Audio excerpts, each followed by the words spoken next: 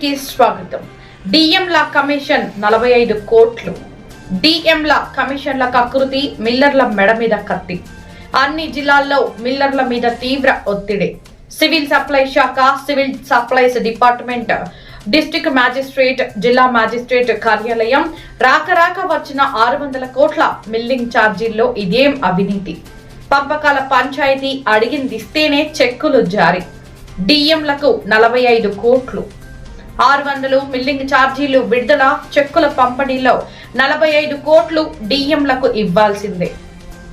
తెలంగాణ రాష్ట్ర వ్యాప్తంగా civil supply corporation department లో సంచలనం సృష్టిస్తున్న లంచాలు. సివిల్ సప్లై అధికారుల అడ్డగోలు దోపిడీ. ఒక్కో జిల్లాలో డిఎంల ఒక్కో లెక్క. 2% నుంచి 8% వరకు డిఎంలు వసూలు. ఇప్పటికే కమిషన్లు తీసుకున్న డిఎంల కొత్త తిరకాసు, ఆ కమిషన్ సరిపోదని కొత్త పేచి. ఇంకా కావాలంటూ అసోసియేషన్ నాయకులను బెదిరిస్తున్న డిఎంలు. ఏం సమాధానం చెప్పాలో అర్థం కాక తలలు పట్టుకుంటున్న నాయకులు. విజిలెన్స్ అధికారుల దృష్టి పడితే డిఎంలు జైలుకే.